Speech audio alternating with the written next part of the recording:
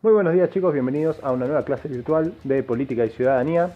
Hoy empezamos con la unidad número 3, la unidad de democracia que ya estuvimos introduciendo un poco en la clase pasada. Estuvimos hablando de sistemas electorales, algo que vamos a retomar más adelante, pero por ahora vamos a empezar viendo qué es la democracia, en qué consiste, cómo fue avanzando a lo largo de la historia, y le dedicamos toda unidad porque justamente, como vimos en las primeras clases, en esta materia no existen las definiciones únicas. Es imposible decir política dos puntos y la definición.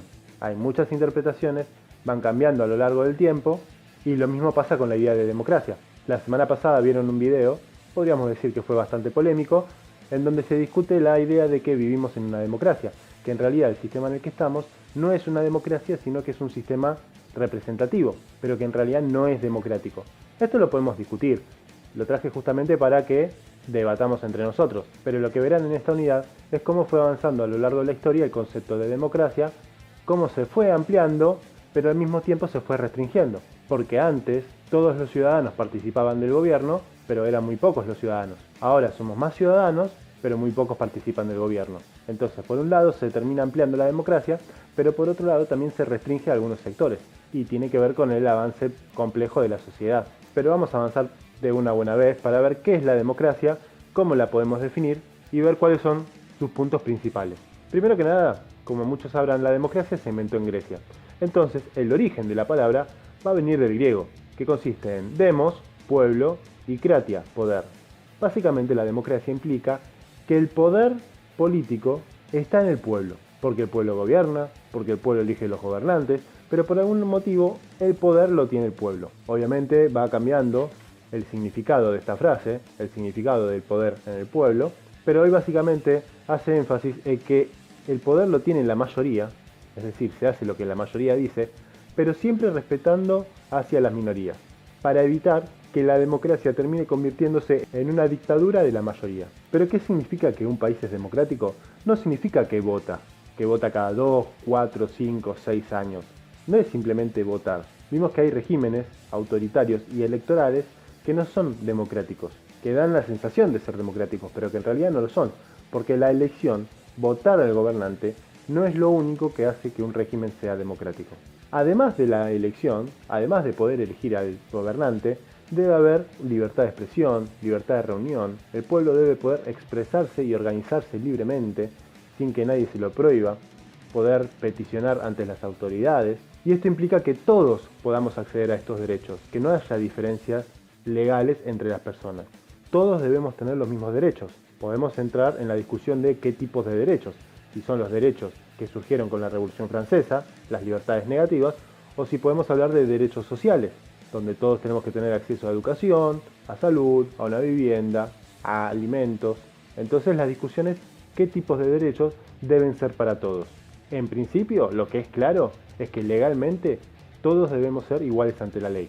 La ley se debe aplicar de igual manera para todos. Y también la democracia va a implicar justamente por esto que haya un respeto a las personas que no piensan como yo, que tienen una opinión contraria. En una dictadura, el que tiene una opinión contraria directamente es reprimido y ya está. En una democracia se debe respetar. Por eso se hace tanto énfasis en la educación para fomentar las prácticas democráticas, porque no implica solamente que la gente pueda elegir, sino que implica el respeto y la tolerancia frente a opiniones contrarias. Y acá va el primer debate. ¿Qué tipo de opiniones tenemos que tolerar? ¿Toda opinión debe ser tolerable? Si yo reivindico el nazismo o la dictadura militar argentina, o digo que hay que matar personas, ¿esa no es una opinión repudiable? ¿Debe ser tolerada también por la democracia? Y ahí ya vamos a tener un debate, porque las personas que creen en la libertad absoluta van a decir que ningún tipo de postura debe ser censurada. Ahora bien, para mantener la sanidad del sistema democrático, algunas opiniones, sobre todo las opiniones que van en contra de la democracia, deben ser censuradas. Por eso mismo, hoy todos tenemos libertad de expresión, salvo cuando esa libertad de expresión incita a cometer un delito. Es decir, yo puedo decir en un medio de comunicación algo sobre el presidente, putearlo, insultarlo, puedo hacer lo que yo quiera. Ahora, si yo digo, organicémonos todos para ir a la Casa Rosada y matar al presidente, ahí estoy incitando a hacer un delito. Entonces, esta libertad de expresión termina siendo penada. Después hay otro tipo de opiniones, como las opiniones racistas. ¿La discriminación hacia un grupo étnico debe ser censurada o debe ser permitida en nombre de la libertad de expresión. Ahí también se están vulnerando los derechos de una minoría. Entonces, esta libertad de expresión está entrando en conflicto con la idea misma de la democracia, donde hay que respetar a las minorías. Entonces también terminan siendo censuradas estas opiniones. Por ejemplo, cuando se hacían cantos xenófobos en la cancha, cuando se cantaba que el otro equipo era de un país limítrofe, el INADI, el organismo que se encarga de combatir la xenofobia y la discriminación, logró hacer que los árbitros pararan el partido mientras se produjeran estos cantos. Entonces, la libertad de expresión de las hinchadas argentinas se vio afectada y censurada por la autoridad que era el árbitro. El partido se reanuda recién cuando los cánticos terminan. Hoy ya no se ven tantos estos cánticos y por eso no sucede esto de que se suspende el partido cada 2x3. Pero antes era muy común. Entonces acá planteamos el primer debate de hasta dónde debe llegar la libertad y hasta dónde debe llegar la libertad de expresión. Hasta dónde debe llegar la libertad de reunión. ¿Qué tipo de partidos políticos yo puedo permitir en una democracia? Está claro que yo puedo permitir partidos de izquierda hasta la derecha. Ahora bien, ¿puedo permitir que un partido nazi se presente a elecciones? ¿O que un partido que reivindica la dictadura militar lo haga? Y eso es el debate que se puede dar dentro de un sistema democrático. Cada uno tendrá una opinión al respecto, totalmente valorable, pero hoy en día la democracia establece ciertos límites a la libertad de expresión para protegerse a sí misma. Y esto nos lleva al segundo debate, si vivimos en una democracia o en un gobierno representativo, como habíamos visto en el video anterior. Es cierto que los gobernantes están muy lejos del pueblo, pero vamos a ver a continuación otras definiciones de democracia, que lo veremos en la próxima clase, sobre los mismos problemas que tiene este sistema democrático. El concepto de democracia como tal se va modificando en el tiempo y no podemos pretender que sea la misma que era en la antigua Grecia, que en realidad, si vamos al caso, tampoco era un sistema democrático porque había esclavos, es decir, no eran todos iguales ante la ley, las mujeres no podían participar de la política, entonces tampoco era un sistema tan democrático. Claramente hay que hacer algunas reformas como para que el sistema actual sea más democrático y no concentre tanto el poder en los gobernantes. Pero eso no implica que no estemos viviendo en una democracia, específicamente en una democracia representativa, que es distinto a una democracia directa. Son dos sistemas distintos. Respecto de la opinión del video, yo creo que sí vivimos en una democracia, pero es una democracia con bastantes problemas. Una democracia bastante débil que puede llevar a algunos gobiernos, como lo que pasa en Venezuela, donde se tuercen tanto los límites legales que tiene una democracia que se termina al borde de una dictadura. Ya debatimos qué tipo de régimen creemos que es, esto de vuelta cada uno tendrá su opinión, claramente no es una democracia porque tiene muchísimos problemas legales, pero también es difícil encuadrarla dentro de una dictadura estricta tal y como la conocemos. Por eso hablábamos mucho de que era un régimen híbrido que va en permanente cambio. Habrá que ver con las elecciones que se van a producir ahora qué pasa, si la oposición se presenta, si la oposición gana y pueden asumir los cargos o no. Eso dependerá mucho en qué sistema se convertirá Venezuela. Pero en el caso argentino tenemos una democracia debilitada, o como va a decir un politólogo argentino, Guillermo O'Donnell, una democracia delegativa. Pero eso es tema para la próxima clase. Hablemos un poco de la historia de la democracia y cómo va avanzando este concepto a lo largo de la historia. Como les dije anteriormente, empieza en Grecia. En Grecia se inventa la democracia, pero era una democracia directa, no es la democracia que conocemos hoy en día. Era una democracia donde todos los ciudadanos participaban, pero participaban no solamente votando, sino que participaban del gobierno. Se ponía una ley en consideración y todo el pueblo votaba si se aprobaba o no se aprobaba. Por eso es directa, porque los ciudadanos gobiernan directamente, a diferencia de la democracia actual que es indirecta, porque los que gobiernan son diputados que el pueblo elige. Y acá la primera aclaración. Cuando yo digo que todos los ciudadanos participaban, no estoy mintiendo. El problema es que no todos los habitantes de Grecia eran ciudadanos. Solamente eran ciudadanos los hombres, los que eran mayor de edad y que además eran libres. Es decir, en la antigua Grecia había muchos esclavos, entonces esas personas ni siquiera eran consideradas ciudadanos. Mientras que las mujeres se encargaban del ámbito privado, no se encargaban de la vida pública de la que se encargaban los hombres. Sin embargo, ya desde esta época, el sistema era bastante criticado por dos autores que ya vimos que eran Platón y Aristóteles, dos filósofos sumamente importantes. Por ejemplo, para Platón, la democracia permitía que los ignorantes voten en una democracia, porque todos tenían derecho a votar, tanto los inteligentes como los ignorantes. Entonces lo que había que hacer era cambiar de forma de gobierno y que gobiernen los más sabios, que se convierta en una aristocracia, donde gobiernen los mejores. Un discurso muy difundido hoy en día, sobre todo en algunas personas que plantean que solamente puedan votar aquellos que terminaron el secundario o que tienen una carrera universitaria. Voto calificado, es decir, saquemos la democracia de la democracia. Por suerte estas ideas no tienen tanta fuerza como en ese momento, pero la idea de Platón era principalmente esa, que la democracia era mala porque los ignorantes participaban del gobierno, y solamente debían participar los sabios. ¿Es una casualidad que Platón sea uno de esos sabios?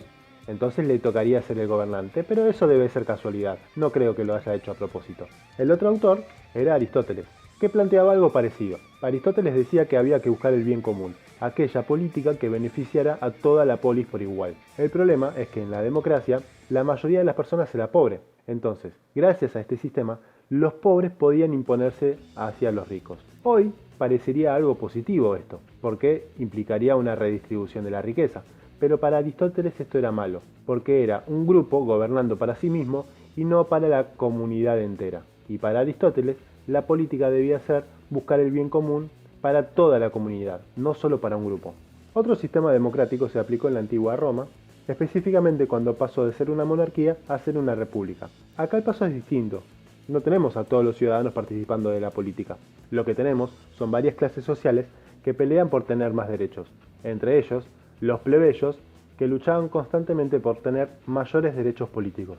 Entre tantas luchas, cuando se convierte en república, termina surgiendo un senado, que sería una forma de poder legislativo, y unos magistrados, que serían el poder ejecutivo. Estos senadores eran elegidos por los patricios. Era una clase social que tenía más derechos que otras clases sociales, sin estar hablando de lo que es la nobleza y los parientes del rey. Acá estamos hablando de clases sociales privilegiadas, que entre ellos elegían a los que iban a ser los senadores. Por su parte, los plebeyos siguieron luchando por acceder a distintos derechos, intentando tener los mismos derechos que los patricios. Si se fijan acá hay una diferencia entre la democracia directa de la antigua Grecia y la democracia indirecta de la antigua Roma, donde el poder estaba concentrado en un senado que eran representantes de los patricios. Acá es cuando empieza el sistema representativo. El imperio romano era tan grande, tan inmenso, que era imposible que todo el mundo se juntara en un senado a debatir. Por eso se elegían unos representantes, pero obviamente de una clase privilegiada, no participaban todos. Entonces de vuelta está esta diferenciación entre las mismas personas, la desigualdad, con lo cual tampoco podemos hablar de una democracia plena en estos dos países. Yendo más a la edad contemporánea, una vez que pasamos toda la Edad Media, con los feudalismos y los reinos, donde no tenemos muchas experiencias democráticas, ya que el poder estaba concentrado en señores feudales o en reyes. Entonces, con el ascenso de la burguesía del poder, se va a producir en la edad moderna y en la edad contemporánea distintas luchas en donde la burguesía logra obtener mayor poder y específicamente en la Revolución Francesa consigue igualdad ante la ley. Todas estas diferencias entre patricios, plebeyos, esclavos y amos se terminan borrando a partir de la Revolución Francesa, producida en 1789. Esto da inicio a lo que se llama la democracia liberal, una democracia que tiene como objetivo garantizar la propiedad de las personas. Y como vimos con John Locke, la propiedad son los bienes, la vida y la libertad. Este nuevo sistema democrático se va a encargar de defender la propiedad de todos los individuos que viven en ese país. Sin embargo, seguimos hablando de democracias representativas, y esto genera que haya una clase gobernante que sea minoritaria. Una minoría termina gobernando a la mayoría de todo el país. Es algo que no se pudo eliminar. Pero como les dije antes, esta democracia establecía una igualdad ante la ley, establecía los derechos mínimos que debían tener todas las personas. Pero seguía habiendo desigualdad, no se solucionaban los problemas. Es cuando se empiezan a luchar por una democracia social, en donde el voto no sea solamente de un grupo de personas, sino que empiece a masificarse a otros sectores. Porque en la Revolución Francesa no votaba todo el mundo, votaba solamente una parte. Incluso llegando a la edad contemporánea, en plena Guerra Fría, empiezan a masificarse los derechos sociales, sobre todo apuntados a los sectores más desfavorecidos para intentar revertir la desigualdad social que se había producido. Porque si bien jurídicamente somos todos iguales, en cuanto a lo social y lo económico, esto no sucede. Entonces estos nuevos sistemas, esta nueva democracia social, reemplazando a la democracia liberal, busca obtener este tipo de igualación de derechos. Y ya bien metidos dentro del siglo XX, empiezan a haber avances muy importantes, aunque bastante atrasados para la historia de la democracia, que es la masificación del voto en sectores que antes no tenían derecho a votar. Algunos ejemplos, las mujeres que pudieron votar en el 49 en Argentina, los negros que pudieron hacerlo en el 65 en Estados Unidos, los analfabetos que no tenían rentas en el 52 en Bolivia, y yendo mucho más para acá, una nueva incorporación bastante novedosa en el mundo, en donde las personas de 16 a 17 años pueden votar en Argentina desde el 2012. Generalmente la mayoría de edad es a los 18 años, pero en la Argentina se extendió la capacidad de votar hasta los 16 años. Estos son algunos de los avances que se hizo en la democracia moderna. Y para responder la primera pregunta de si vivimos o no en una democracia, está bueno introducir el concepto de poliarquía para analizar qué tanto tenemos de democracia en nuestros regímenes políticos. Este concepto fue introducido por el politólogo estadounidense Robert Dahl, un politólogo que yo usé para mi tesis en la facultad. Inventó el término poliarquía justamente amparándose en el origen griego del término, en donde polis significa muchos y arquía significa gobierno. Entonces, básicamente lo que establece es que la poliarquía es el gobierno de muchos. Básicamente estamos hablando del modelo ideal de democracia, una serie de características que van a hacer que un régimen sea más o menos democrático, depende de cuántas tenga. Cuanto más características tenga, más democrático va a ser el gobierno. No quiere decir que si alguna de estas características no están, no haya democracia. La democracia seguirá existiendo, pero va a ser un poco más debilitada. Lo bueno de este sistema es que establece como objetivo que los gobiernos deben intentar conseguir todas estas características. No las vamos a ver todas, vamos a ver solo algunas de ellas, pero que son las más importantes para la democracia. Entonces, las características de la poliarquía van a ser, primero, la que ya vimos, libertad de asociación y organización. Esto es básicamente poder reunirme con otras personas con un fin político, con un fin de reformar una plaza, de hacer alguna acción política, de reclamar salarios. El otro día veía la manifestación de los policías reclamando salarios y uno de ellos decía, no estoy haciendo política. A lo que el periodista le retrucó, sí, todos hacemos política. Y tenía razón, reunirse, pelear por un derecho, contraponerse al poder del Estado que paga un salario bajo, implica hacer política, que no tiene que ver con los partidos políticos. Simplemente hacen política porque se reúnen entre todos para tener más poder y de esa manera conseguir una respuesta al reclamo que están haciendo. Pero política están haciendo todos. Dígame, oficial, usted ayer en un canal de noticias colega, mientras estaba conversando con un colega mío, ¿le comentó algo respecto de la indignación que le generaba Lázaro Báez en libertad?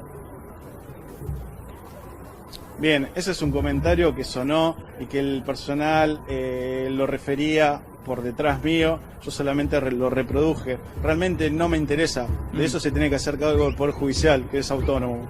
Nosotros solamente somos un brazo y somos auxiliar de la justicia. En este caso hacemos uso de nuestro derecho constitucional, nada más, y es lo que estamos haciendo. Le pregunto al Alderete porque lo que decía usted en ese tramo es que lo indignaba doblemente que estuviera libre Lázaro Báez y que por eso también eran las manifestaciones. Si es así, ya excede mucho el reclamo. No, me retracto.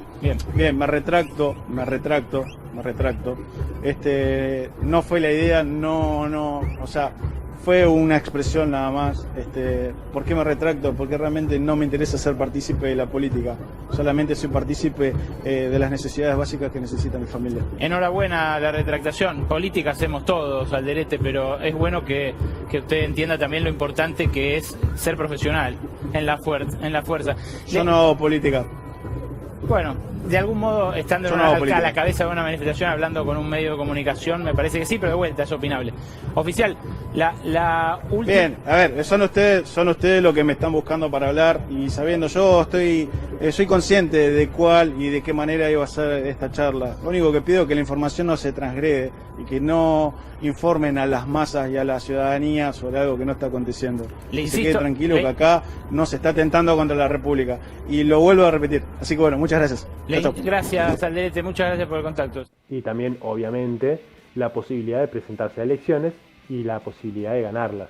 De que si yo gano las elecciones, pueda acceder al gobierno.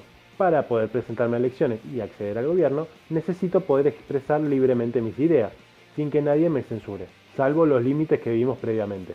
Entonces, la libertad de pensamiento y expresión es otra característica que tiene la poliarquía. Otra característica es el sufragio activo y el pasivo. Esto es muy interesante, porque todos hablamos del sufragio activo, el hecho de votar. Que nosotros vayamos a votar es un sufragio activo, pero nunca hablamos del sufragio pasivo, que es la posibilidad de ser votado, la posibilidad que tengo yo de presentarme a elecciones y que alguien me vote, es decir, que no me hagan quilombo para presentarme, que pueda expresar mis ideas, que tenga posibilidad de hacer campaña política, cosa que en muchos países no pasa. En nuestro país hay mucha corrupción en el financiamiento de los partidos políticos, pero existe libertad para que cada uno se presente. Incluso hay un partido que podríamos decirle que es filonazi, o que en el pasado fue nazi y ahora como que se reconfiguró y ocultó toda esa simbología nazi, que puede presentarse a elecciones, con el repudio de todos, pero se presenta igual. La cuarta característica es la capacidad de competir por apoyo electoral. Esto es poder hacer una campaña política. Que el Estado me dé los mismos recursos que le da el resto de los partidos políticos, que no me censure los spots publicitarios que voy a hacer, tener posibilidad de participar en la tele. Esto es un poco complicado porque de vuelta estamos hablando del tema de los recursos financieros de cada partido. No es lo mismo el PJ o Cambiemos que el Frente de Izquierda o el Partido Socialista, que tienen muy pocos recursos para hacer campaña. Desde el 2009 se incorporaron algunas mejoras como un reparto más equitativo de los fondos del Estado para hacer campaña, la posibilidad de tener minutos gratuitos tanto en televisión como en radio. Espacio asignado por la Dirección Nacional Electoral. Que son algunas cosas que ayudaron a que se pueda hacer más competitiva la campaña electoral. Obviamente falta mucho porque esa ley no incorporaba Internet. Es más, toda la legislación mundial está muy atrasada respecto de lo que es Internet y la regulación de la red. Entonces dentro de Internet la competencia sigue siendo feroz entre los que tienen recursos y los que no lo tienen. Pero en lo que es televisión y radio, el sistema se hizo mucho más justo. La quinta característica, un poco parecida a la libertad de expresión, es tener fuentes alternativas de información. Es decir, que haya una pluralidad de voces en los medios de comunicación. Si yo tengo una concentración mediática como tenemos en Argentina, voy a escuchar muy pocas voces ideológicas. Yo necesito tener varias y de ahí elegir cuál es la que más me gusta a mí. Pero si el 80% del mercado está concentrado en una sola empresa, estas fuentes alternativas no se están cumpliendo, que ese es uno de los problemas que tenemos en Argentina y me atrevería a decir en toda Latinoamérica y gran parte del mundo. Los medios de comunicación suelen estar concentrados en muy pocas empresas y controlan gran parte de la opinión pública, porque deciden de qué se habla y de qué no se habla. En Argentina se intentó hacer una reforma legal para desconcentrar el mercado de los medios de comunicación, fue acusado por muchos sectores políticos y mediáticos de ser una ley de censura para acallar a un medio que en ese momento era opositor, y luego con el macrismo esa ley se terminó derogando y no se aplicó, que era la ley de medios de comunicación audiovisual. Una sexta característica, esta es obvia, son las elecciones periódicas, libres y justas con mandatos limitados. Periódicas porque se debe votar regularmente. No es que yo voto a alguien y ese alguien se queda para siempre, si no sería un rey, sería un emperador votado. No es un sistema democrático si no hay elecciones regulares. Deben ser libres. Yo no tengo que ser presionado por nadie para votar a alguien. Todos deben poder presentarse libremente. Todos deben tener la posibilidad de asumir en el caso que ganen. Que esto es lo que se discute en el caso de Venezuela. La oposición se pudo presentar, pudo ganar las elecciones, pero a la hora de asumir tuvo muchos problemas con el régimen de Maduro. Entonces ahí es cuando entra en juego si hay democracia o no. Y los mandatos limitados, justamente para que no sean cargos permanentes, que va de la mano con las elecciones periódicas. Y finalmente, una que es muy importante, que no la menciona nadie, todos hablan de corrupción, pero nadie habla de esto, es que haya instituciones controladoras. Obviamente que asuma quien gane, es decir, que aquel que gana las elecciones pueda asumir el cargo, que no haya usurpación de cargos, que no le roben el cargo que ganó otro. Esto en general en Argentina se cumple. Ya no se cumple tanto cuando hablamos más de temas de corrupción, donde las instituciones de control no funcionan tan bien. Pero en lo que es el régimen democrático, en Argentina por lo menos está funcionando bastante bien. Ya en otro país no tanto. Esto es lo que debería ser una democracia ideal, el mejor modelo de democracia posible, con todas estas características. Ustedes me dirán cuáles de todas estas características se pueden aplicar a la Argentina y cuáles no, para ver si tenemos una buena democracia o no es tan buena. Pero por ahora vamos a terminar la clase acá. En la próxima clase veremos la parte negativa de la democracia. Acá vimos lo bueno, pero después veremos lo malo, los problemas que tiene el sistema democrático, específicamente en Argentina, pero que también pueden aplicarse en gran parte del mundo. Pero por ahora vamos a terminar la clase acá, no es una clase muy larga, así que nos queda más para el resto del año. Nos vemos hasta la próxima, gracias por ver la clase y cuídense.